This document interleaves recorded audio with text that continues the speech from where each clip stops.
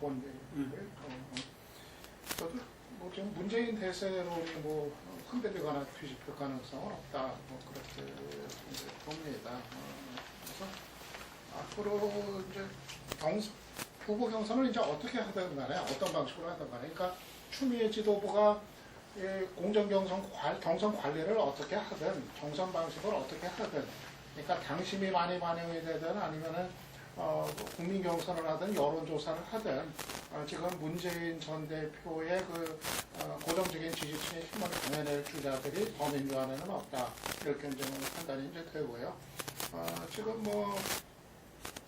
박원순 시장 같은 경우도 지금 뭐 고민이 될 수밖에 없는 게 지금 여기서 이제 칼을 뽑고서 이제 뛰어들어야 되는데 분명히 이제 의사는 뭐 분명한데 뛰어들어야 하는데 아무리 봐도 이거는 뭐 상대가 이제 뭐 되겠냐 하는 뭐 이런 비관적인 판단이 있을 수밖에 없고, 그렇다고 해서 그러지 않고 나가려면은 더민주가 아니라 밖에서 뭘 이제 마련을 해야 되는데 또 이 탈당이라는 거에 어떤 이게 또 간단한 문제가 아니고 그러니까 대단히 뭐 지금 어려운 힘든 상황이 될 수밖에 없고, 지금 글쎄 뭐 안희정 지사라든가 뭐 이재명 뭐 시장 같은 경우는 사실 뭐 이번이 아니어도 일단 참여해서 좀 자기 뭐 보여줄 거 보여주고 이후를 이제 기약을 하면 이제 뭐 되는 경우고, 어떻게 보면 김부겸 의원도 사실은 뭐 이후를 기약하는 이번에 경선을 이렇게 치르고 뭐 포스트 문재인을 또 겨냥한 행보를 또 할 수 있으니까 그렇게 보면 다른 주자들 가운데서는 사실은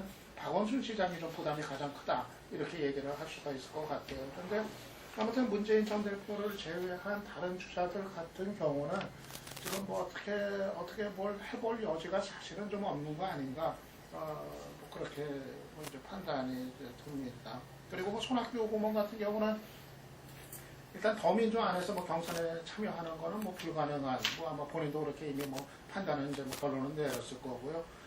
이제 결국은 더민주가 아닌 이제 밖에서 결국은 이제 자기 기반 쌓고 최종적으로는 결국에는 국민의당 내지는 이제 안철수 전 대표하고 뭐 이제 어떻게든 손을 잡는, 그게 이제 대등한 관계에서 단일화를 하는 그런 거로 가든 아니면 사실상 이제 흡수가 되는 그런 이제 경로가 되든 어떤 식으로든 최종적으로는 오히려 그 안철수 쪽하고 이렇게 뭐 손을 연대를 하는 이런 거로 갈 수밖에 없지 않나 그렇게 봅니다. 저는 문재인 대표가 뭐 더민주 안에는 사실상 뭐 여러 가지 절차나 과정을 뭐 약간의 곡절은 있겠지만은 결정이 돼 있다고 보는데요. 이게 저는 굉장히 좀 이제 문 대표가 가지고 있는 몇 가지 단계들, 저는 문 대표가 안보를 바라보는 관점을 바꾸지 않은 거예요. 야당 지지자만 모아가지고 대선을 갈 거냐, 그럼 야당 지지자들은 다 그러면 안보에 대해서 저런 시각을 찬성하느냐, 왜 이 이야기를 하는가 하면 평상적으로 본다면 정권 교체가 될 가능성이 매우 높은 어떤 환경이라는 걸 저는 인정을 해요, 지금. 그런데 지금 북핵 문제가 터져나가면서 저것이 내년 대선까지 어디로 튈지 모르는 계속 어떤 한마디로 지금 한국 국민들은 아직도 북핵 문제에 대한 부분을 항상 뭐 북한은 저래 왔다라는 관성에 빠져 있는데 매우 심각하게 진행이 되어갈 수도 있을 거라고 봅니다. 그러면 문재인 대표가 과거의 그 운동권이나 친노들 수준이 가진 그런 어떤 그 안보 의식을 가지고 대선에 나서게 된다면 외국 경선을 통해서 그런 부분에 또 다른 의견을 낸 사람하고 부딪히면서 수정이 되고 교정이 되고 이렇게 가야 되는데, 저렇게 가서 본선에 뚝 올라간다 그러면 과연 본선에서 문 대표에게 과반수 이상의 표를 던질 수 있을 것인가, 저는 지금의 문 대표의 안보관으로는 거의 불가능하다라고 보고 있습니다. 새누리당이 정말 안기훈이 만약에 추락만 안 하고 적당히 살려서 새누리당 후보로 결정돼서 경선에서 붙는다면 그런 상황이 될 수도 있다고 봐요. 자, 그런 부분으로 봤을 때 그러면 더민주당 안에서 이것이 계속 교정되면서 현실에 맞게 이렇게 수정되어 갈 가능성이 있느냐, 그게 좀 뭐 비주류도 좀 강하고 다른 소리를 강하게 주장하는 사람이 있고 그러면서 이렇게 아젠다가 파이팅이 돼야 되는데 아젠다 파이팅이 별로 될 것 같지도 않아요. 그런 어떤 부분으로 봤을 때 본선에 상당히 암흑이 드리워지고 있다 이렇게 보고 있고요. 나머지 주자들은 뭐 별로 언급할 저는 가치는 없고, 박원순 시장 같은 경우에는 자신의 지지가 뭐 10%, 12% 해서 안철수 대표를 따라잡는다면 민주당을 탈당을 해서 승부수를 한번 걸 수는 있다고 봅니다만은 제3세력으로. 그런데 박 시장이 이렇게 봤을 때 지지율이 이렇게 확 올리는 어떤 카드를 던지기가 굉장히 쉽지가 않을 것 같고요. 손학규 대표도 지금 뭐 저렇게 언론 노출을 계속 늘려갖고 자기 지지율을 높이려고 하는데 조금 더 제가 봤을 때 지지율이 확 올라갈 것 같지가 않아요. 그래서 안철수를 뺀 나머지 주자들은 뭐 손학규 대표는 어쨌든 지금 민주당 안에 방법은 없으니까 제3지대로 계속 가겠지만은 파괴적이 있는 주자가 되기는 참 쉽지가 않을 것 같고, 안철수를 제외한 사람들은 저렇게 하다가 나중에 더민주당 안에서 다 수렴되어서 문재인 추대에 동참하게 되지 않겠나 보고 있습니다. 지금 야권에서 어쨌든 그 문재인 대세론 그리고 여타 후보 중에서 그래도 뭔가 문재인 대세에 맞붙을 수 있는 사람으로 그 경선에서 박원순 시장이 이제 꼽히고, 그리고 국민의당의 안철수 대표인데 이분들이 지금 호남에서 쟁취전을 벌이고 있는 것 같아요. 이게 자기들의 이 화력과 자원을 상당히 호남에 집중을 해가지고 거기에서의 우위가 상당히 전체의 이 판을 좌우할 수 있다. 그래서 특히 박원순 시장 쪽에서 호남에 굉장히 지금 이 공을 들이고 있는 것 같은데, 아까 이야기한 대로 뭐 다들 이야기한 대로 지금 민주당의 어떤 경선에서의 문재인 대세로는 뭐 1차적으로 이번 전당대회에서 너무 보여줘 버렸다. 권리당원에서 안정적인 65%의 지지, 문재인 대표 때는 더 하겠죠, 그게. 그리고 지금 이제 계속적으로 지금 온라인 100만 당원 입당을 목표로서 해나가기 때문에 이게 더 비율이 높아질 것이다. 이게 적당하게 좀 조정을 했어야 되는데, 이 컷업에서 추미애 후보가 좀 불안함을 보이다 보니까 그냥 쭉 이렇게 간 거 아닌가 이렇게 싶은데, 이런 상황 속에서도 그 경선 참여, 어쨌든 다들 이 역동성 있는 경선이 첫 번째 과제라고 이야기하니까 그 부분은 역시 후보분들이 어떤 참여를 해줘야 되니까, 저는 안희정, 이재명 뭐 이런 후보들은 나름대로의 명분과 어떤 그 비전을 제시하겠지만 큰 틀에서는 그런 측면 아니냐. 그리고 김부겸 의원 같은 경우는 어차피 자기가 가야 될 길이니까 가는 거다. 그래서 아까 말씀하신 대로 박원순 시장이 가장 고민스러운 부분일 거다 생각이 들고요. 그래서 연말까지 10%대 이게 두 자릿수로 올리지 않으면은 예를 들면 정말 현실적인 어떤 경쟁 구도가 어렵다 그런 생각을 갖고 있는 것 같아요. 그런데 따지고 봤을 때 우리가 시민운동가 박원순과 그리고 지금 재선 서울시장 박원순과의 어떤 이 차이, 서울시장 박원순이 갖고 있는 대국민 이미지, 지지, 이런 부분을 봤을 때는 자기들이 생각할 때는 상당히 평가되지 않는 저평가된 우량주라고 이렇게 생각할 수가 있을 것이다. 예. 그런데 실제로 서울시장 하면서 서울 시민들한테 각인된 정도가 지금까지는 상당히 좀 약하다고 볼 수밖에 없다. 그래서 그런 부분을 상당히 고민하고 있는 것 같아요. 그래서 서울역 고가도로 하고 꽃길 하고 뭐 이런 부분들이 단순한 어떤 이 도로 혼잡이나 뭐 이런 걸 뛰어넘어서 상당히 그게 서울의 어떤 새로운 어떤 생활을 갖다가 이 삶의 질을 견인해내는 그런 것도 뭐 고민하고 있고 뭐 이렇다 그러던데, 하여간에 저는 야권은 문재인 대세로는 일반적으로 받아들이지만 과연 박원순 시장의 파이팅이 어느 정도일까. 네. 한편으로는 이분도 이렇게 하는 것이 다음 삼선 시장을 위안길일 수도 있겠죠. 하지만 일단 이 시장직을 버리는 시장직을 내놓는 문제까지도 고민했을 정도로 이 어느 정도 지금 그 내년 정부에는 이 승부를 건다는 것은 분명한 것 같아요. 예. 그래서 그게 우리가 어쨌든 좀 새누리 민주당에서는 좀 간전해 봐야 될 점이고, 손학규와 안철수는 저는 이 어떤 형태든지 어쨌든 간에 그 하나로 될 수밖에 없다. 뭐 그 여러 군데가 있어야 될 일이 아니니까요. 그러면서 국민의당에서는 그 안 대표가 마음을 비워야 된다. 여러 의원들이 그 요구했고 본인도 거기에 대해서 화답을 했고, 그래서 국민의당이 틀을 깨면서 아마 손학규 고문과의 어떤 이 연대의 어떤 이 가정을 겪지 않을까. 그러면서 그 뭐 서로 역할 분담을 하든 뭐 어떤 식으로 되든 간에 그래서 어떤 이 세계의 축이 어떤 성립되지 않을까.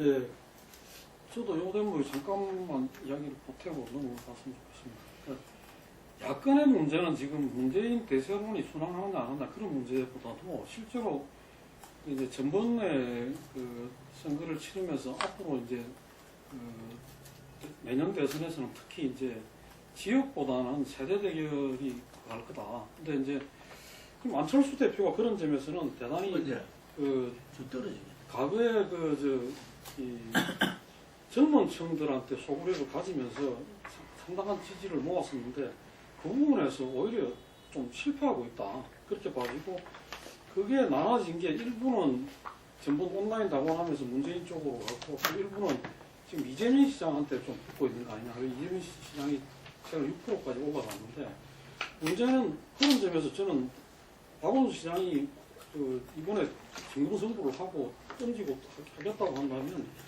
20대에서 40대 젊은 층들에게 어떤 그 메시지와 그걸 가지고 미래의 희망을 주는 그런 걸 할 거냐 이 부분을 난 고민을 해야 된다고 봅니다.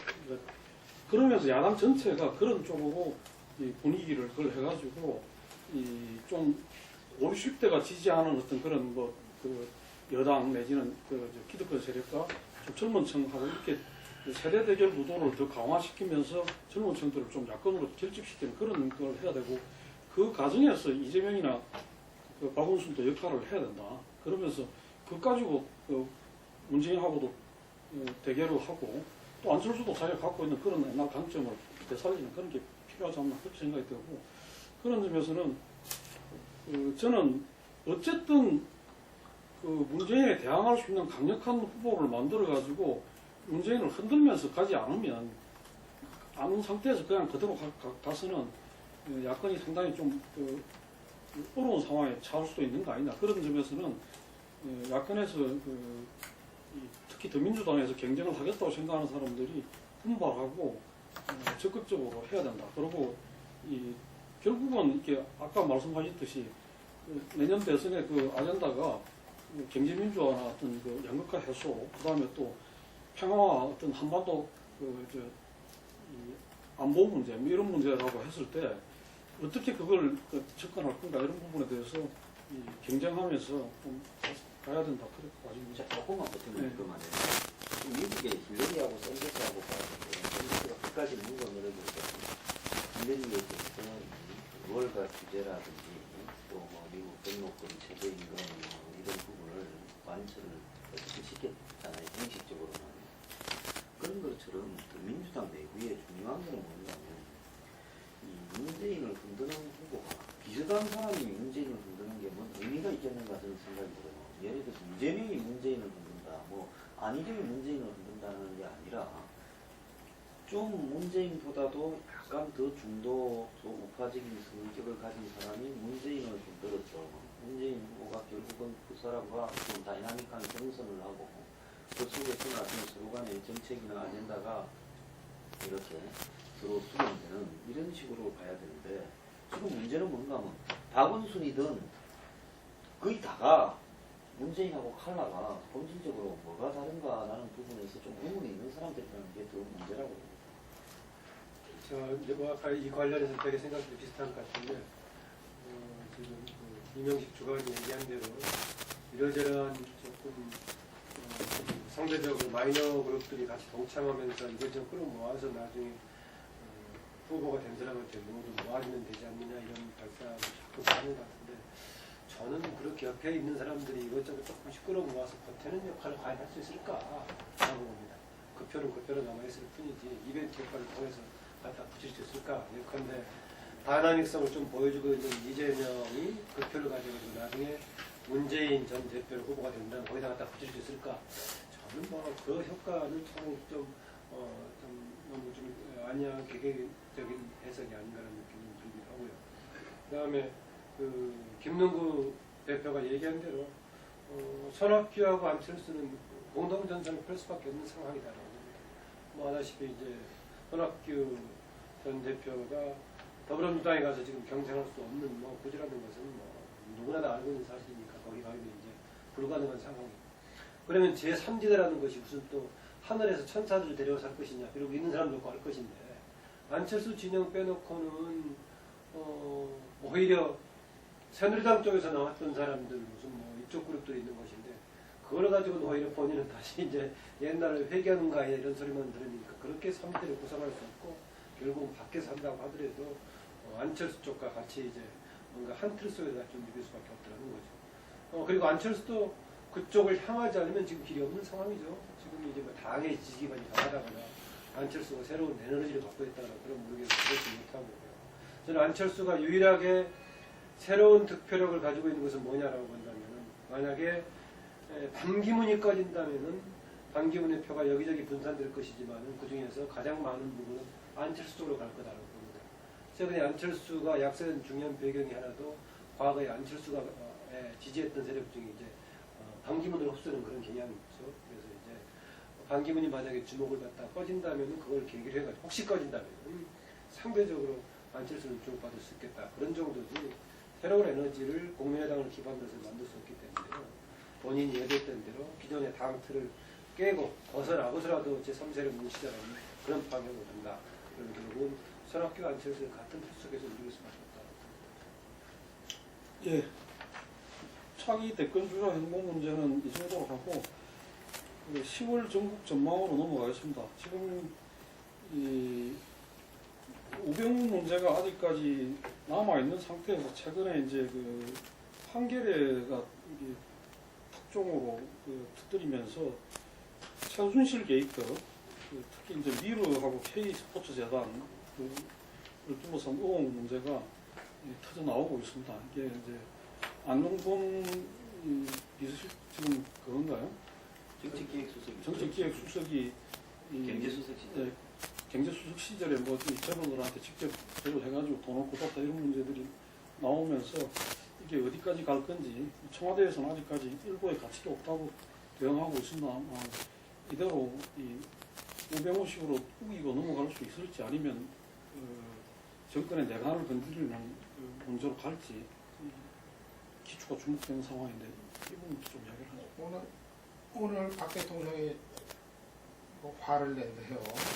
지금 비상시국에 난무하는 비방과 확인되지 않은 폭로성 발언들은 우리 사회를 뒤흔들고 혼란을 가중시키는 결과를 초래하게 될 것이다. 해가지고 지금 최순실 얘기 지금 뭐 한겨레라든가 또 야당들에 의해서 제기된 거에 대해서 아주 격앙된 그런 이제 반응을 내놨는데 뭐 전에 우병우 수석 문제 때도 이제 그랬지만 그 기조가 뭐 계속 유지가 될 것 같아요. 뭐 최순실 게이트 의혹 제기에 대해 가지고 뭐 분명하게 이제 선을 건다면서 대치하는 상황 이거를 이제 뭐 쭉 이제 갈 것 같은데 그런데 이 최순실 문제는 뭐 그냥 이렇게 끝날 수 있는 성질의 문제는 역시 아니라고 이제 뭐 판단이 이제 돼요. 그동안은 사실 뭐 설로서 많이 이제 돌았었던 얘기가 비로소 이제 좀 이제 공론화가 되는 이런 상황으로 이제 접어든 건데 그게 지금 뭐 미르하고 이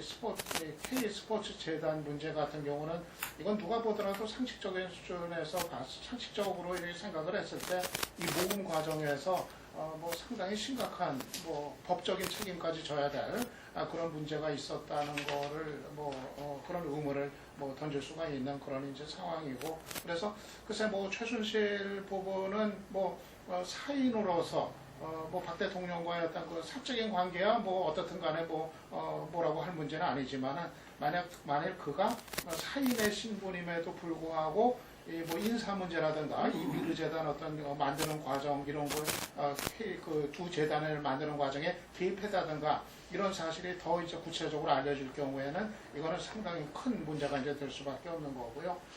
그래서 저는 이 문제가 지금 아니다, 언급할 가치조차 없다.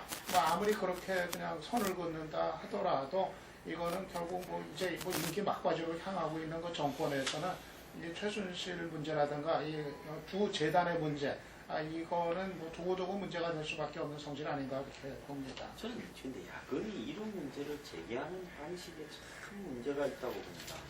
예를 들어서 박근혜 대통령한테 최순실이 한복과 액세서리를 사 바쳤다. 윤정수와 유병우를 최순실이 임명을 했다. 최순실이 청와대를 드나들었다. 이런 문제하고 K재단하고 미래재단 문제를 같이 뒤섞어서 제기를 하면서 지금 한번 보세요. 최순실이 박 대통령의 액세서리나 한복을 사줬다라는 부분이 법적으로 뭔 문제가 됩니까?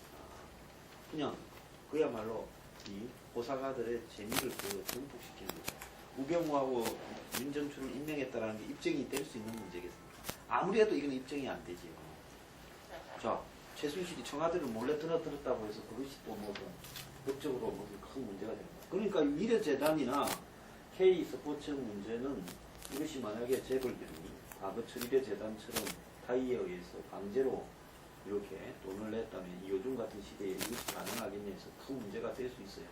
그래서 어떤 문제를 갖다가 제기를 하면 그 문제 중에 어떤 부분에 집중을 해서 이 부분에 대해서 끝장을 보는 형태로 하나씩 말입니다. 하고 들어야 되는데 이걸 갖다가 왁 던져요. 그 중에는 별 의미가 없는 내용들도 있어요. 그냥 대중들이 재미는 있지만.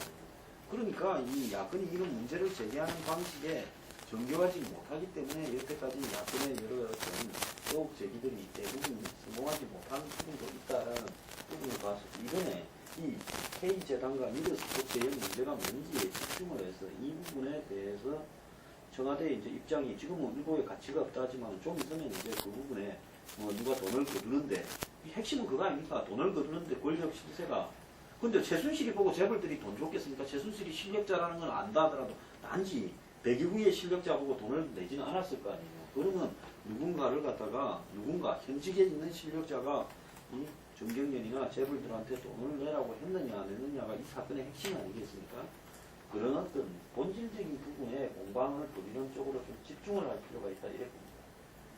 저도 그거는 공감을 해요. 그러니까는 어디까지나 본질은 두 재단 설립 과정에서 강제적인 모금, 그 배후에 뒤에 이제 청와대가 있었는지 여부, 이걸 가리는 게 이제 본질이고, 그리고 최순실이 공적인 영역에 일에 이제 개입했는지 여부, 이거고, 근데 이제 종천원 대령부실에서 나왔던 예를 들어서 청담동 브로치 이런 거, 사실은 그게 오히려 좀 본질과는 벗어난 좀 오히려 역공을 당할 수 있는 점, 사실 이제 사적인 관계에서 있었던 규명도 안 돼요 그런 거는. 그렇다고 입증을 할 수 있는 것도 아니고 사실은 풍문으로 이제 그렇게 하고 그래서 그런 거는. 근데 아다시피 이번의 경우에는 여러 가지가 너무 같이 걸려있기 때문에요. 조금 그냥 박근혜 대통령이 그냥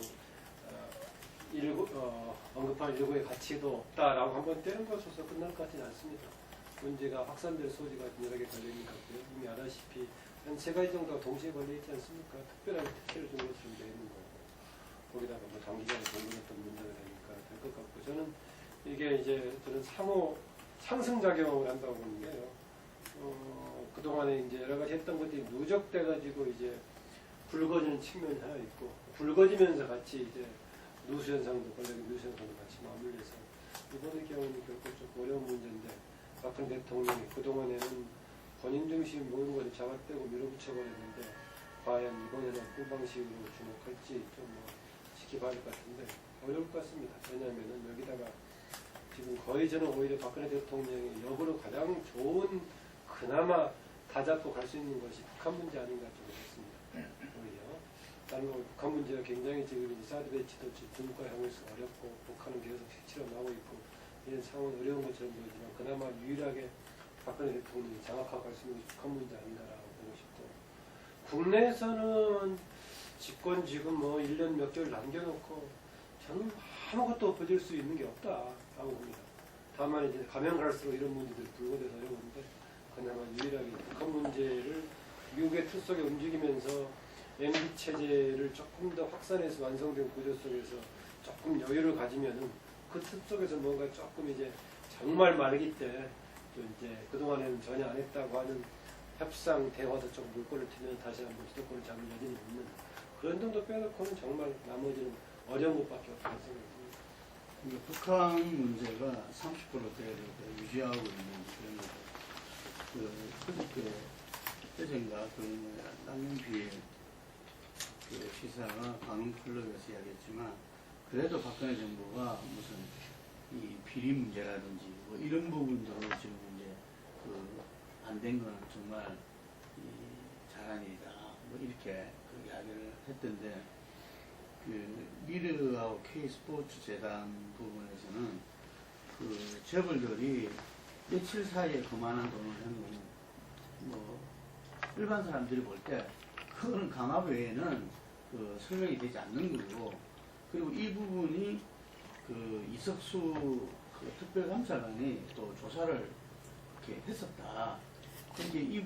그래서 지난번에 우병우 수석 이야기할 때도 그 부분을 모두 다 알려진 내용을 조선일보 기자랑 이렇게 통화 속에서 이야기했던 부분이지만 그 부분을 가지고서 지금 검찰 조사를 받도록 했잖아요. 그러니까 지금 이석수 특감이 이 당시에 이것을 갖다가 조사했을 때 조금 드러났던 이야기들, 내용들 이런 부분들이 이렇게 일종의 뇌관을 터뜨리는 것이 되기 때문에 선제 공개된 거 아닌가 이런 이야기들도 나오고 있어요. 우리가 정권 말기에 항상 이런 문제들이 있어 왔는데 박근혜 대통령은 좀 다르지 않겠냐 이런 이 이야기들도 같이 있어 왔죠. 그런데 아니나 다를까 이런 부분들이 터짐으로 인해서 정말 이 YS가 처음에 90% 정도 정권 초기에 지지율이 있다가 나중에는 뭐 한 자릿수도 초월할 정도였고 심지어 PK 지역, 자기 정치적 기반인 PK 지역에서도 상당히 그냥 이렇게 내몰리다시피 했거든요. 아이언프가 격차섰거든요.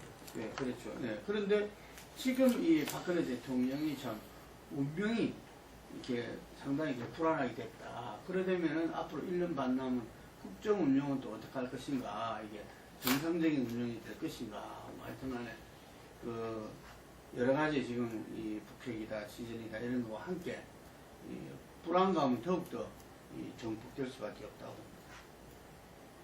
예.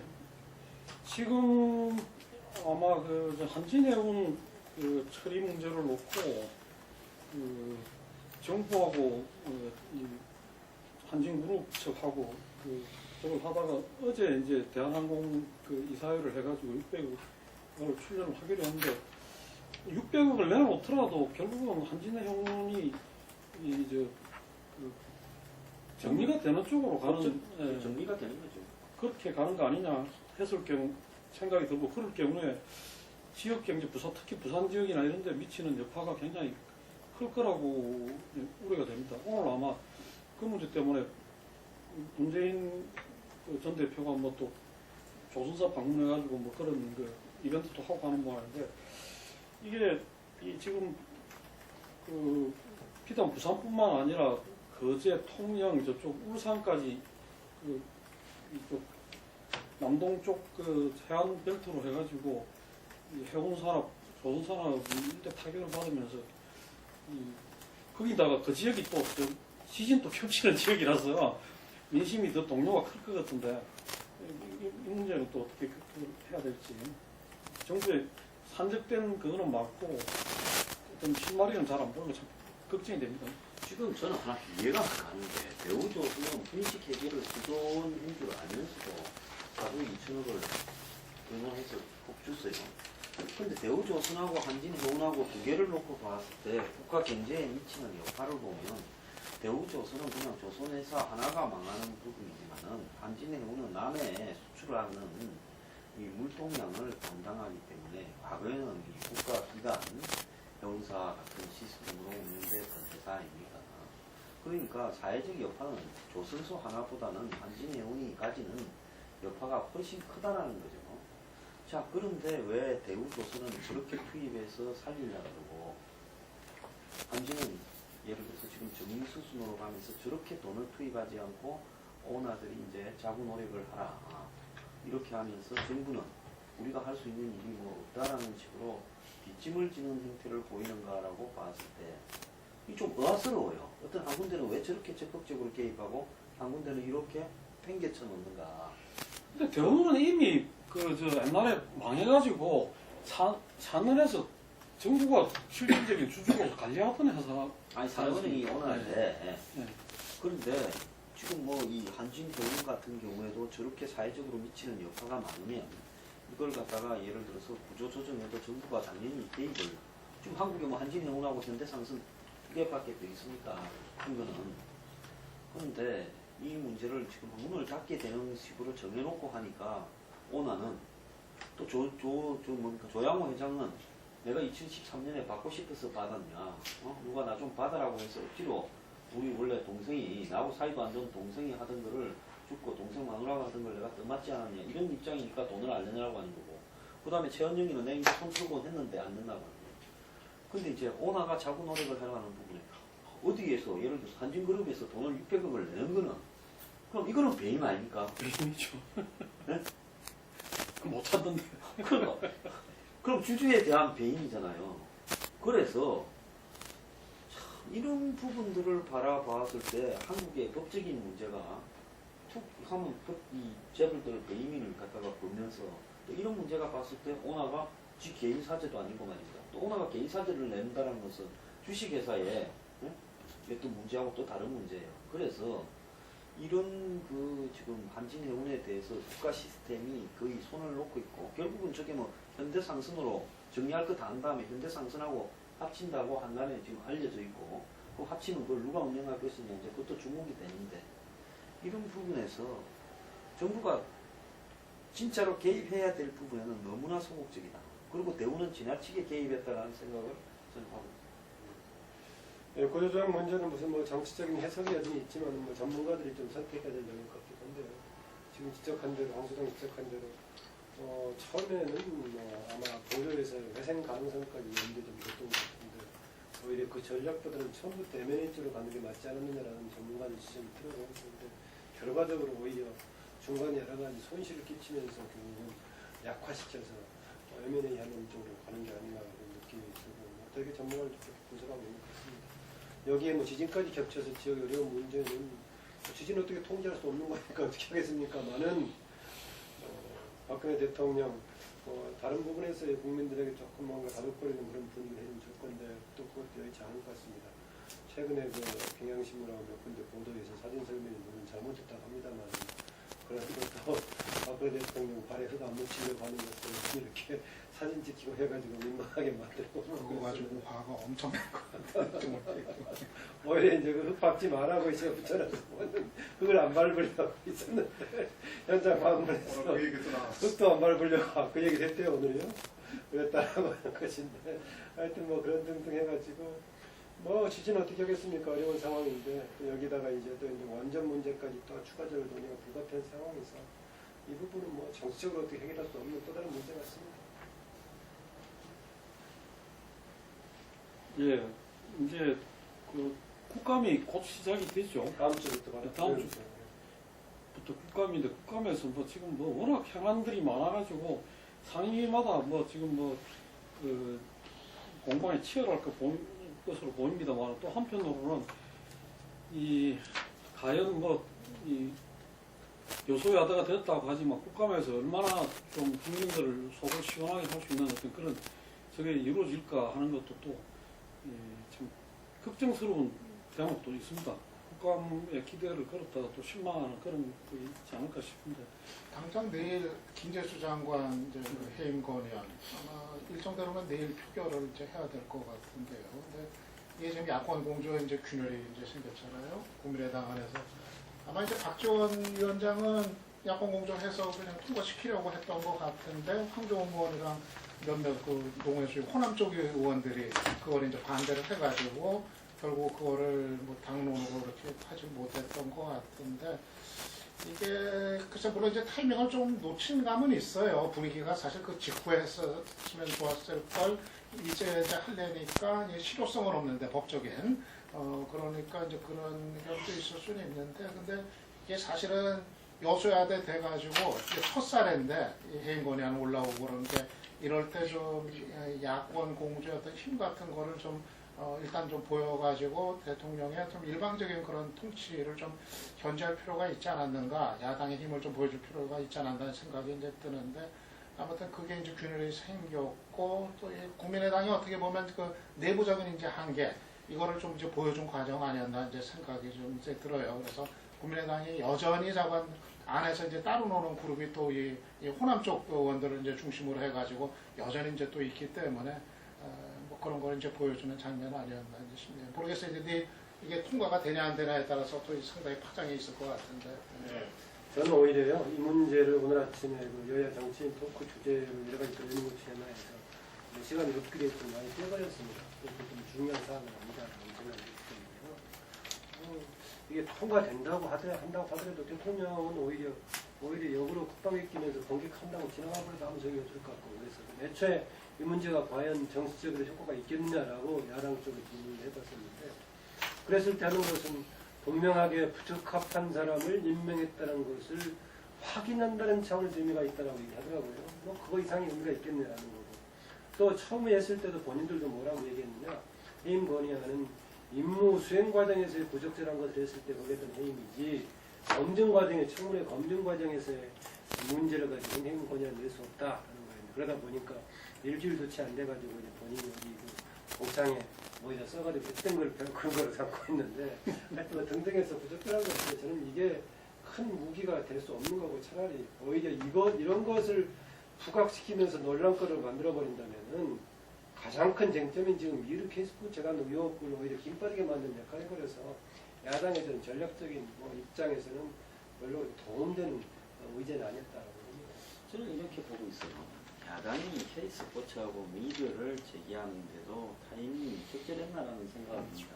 왜냐하면 지금 여권이 사드를 가지고 계속 밀어왔고 그 부분이 의외로 야당이 이 문제에 너무 단순하게 접근하는 바람에 국민 여론이나 이렇게 코너에 몰린 부분이 있어요. 추석을 지나면 9월 지금 이 말경에 이제 사드 선두의 배치를 또다시 발표할 건데 지금 뭐 발표가 아직 안 되고 있네요. 그런데 야당이 지금 K스포츠나 미르재단을 가지고 이제 이건 우병우 전에 의혹 제기보다 판이 훨씬 커진 거죠.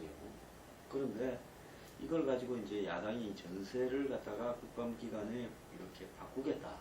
이렇게 이제 지금 생각을 하고 이 문제가 지금 터져 나오고 있는데, 자, 지금 이 김재수 문제는 야당의 어떤 그런 전열에서 솔직히 도움이 되냐, 도움이 안 되냐 보면 이건 좀 이제 갑자기 툭 튀어나온 것처럼 돼버리고 있어요. 갑툭튀처럼 돼 있어요. 그래서 야당이 지금 이런 문제 하나를 보더라도 이슈를 배치해서 처리해가는 어떤 날짜나 수순 이런 것도 지금 보면 매우 서툴다. 지금 다수를 의석을 뭐 165석을 확보하고 있다면서도 하는 게 보면 굉장히 어설프다라는 생각을 지을 수가 없어요. 그래서 김재수 문제는 큰 문제가 되지 않을 것 같고 국감기간 내내 지금 재단 문제가 핫 이슈로 되어 갈 건데 그러면 이제 여권은 아마 이제 사드 발표를 또 할 겁니다. 그러지 않겠어요? 지금 외고도 해놨었고 그럼 스카이 골프장에다가 사드를 배치하겠다고 이제 발표를 최종적인 부지를 하겠죠. 이제 그러면 이런 안보 이슈와 미래재단 이 이슈가 이제 결합되어서 갈 건데 야당이 이제 이런 문제들을 국감 기간에 어떻게 정리해 나갈 건가 하는 부분에서 야당의 실력이 좀 검증되겠죠. 그 3당 체제하에서 그 국민의당의 캐스트보트 역할, 뭐 자기들이 국회 운영을 갖다가 캐스트보트가 아니라 주도하겠다까지 이야기를 했는데, 실제로 그 의회에 진행된 정기국회는 이제 그 시작됐지만 상당히 이렇게 그 잘했다라는 평가는 좀 부족했다는 것 같다. 스스로들 그 이렇게 평가를 하고 좀 새로운 모습을 보여야 되겠다라는 것들을 갖다가 많이 좀 고민하는 걸로 들었습니다. 그래서 어떤 면에서는 국민의당 지지자들, 그 당이 정당이라는 게 자기 지지자들하고 떨어질 수 없듯이 지지자들 보면은 이 어쩌면 중도 성향이지만 거기에는 보면 보수 성향도 상당히 많이 포함되어 있거든요. 그 사드 배치를 가장 먼저 반대 당론을 갖다 천명하고 했지만 그 국민의당 지지층에서는 오히려 사드 찬성이 더 많았다. 이게 뭐 이런 부분들이 이 본인들이 계속적으로 그 뭐야 안고 가면서 이번에 이 5차 핵실험 이후에 이좀 변화된 어떤 이 멘트들이 그 나오고 그랬었는데, 이번에 그 농림장관 해임 건의안에서 그 빠진 것도 일단 그 전에 분명히 그 야3당이 모여가지고 그 합의한 내용이었죠. 합의한 내용이었지만 지금 그게 좀 상황이 바뀌었다. 지금 상황이 너무 부적절하다 하고 뭐 은총에서 이렇게 다수가 그렇게 정리가 됐던 모양이었는데, 저는 이번 그 정기국회와 국감 과정에서 이 국민의당의 어떤 그 행보를 좀 중화할 필요가 있다, 그런 생각이 드는 겁니다. 이게 총선에서 어떤 국민이 요구한 그런 그 역할, 정권 교체에서 국민의당이 주도 역할을 하겠다는 게 안 대표의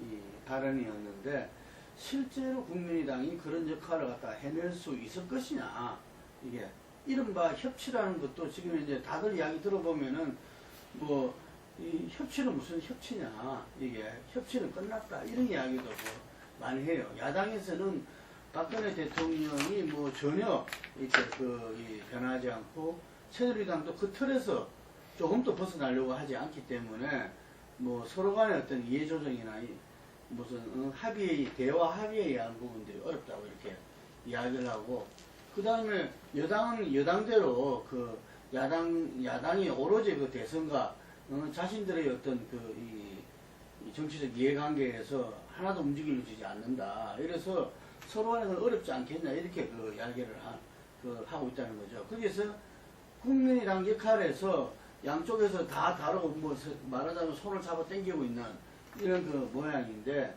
이게서 아마 국민의당이 그래도 자기 존재감을 갖다가 어떻게 이번 정기국회라는 무대에서 내보일지가, 저 말하면 우리가 일반적으로 예상할 수 있는 대선의 세 축 부분에서 한 축이 과연 살아날 수 있을 건지 라는 부분하고도 연결되어 있다고 봐서, 어쨌든 국민의당 관계자들은 이렇게 굉장히 어렵고 힘든 그런 과제를 안고 있다, 이렇게 보여집니다. 예, 오늘 토론 여기까지 하겠습니다.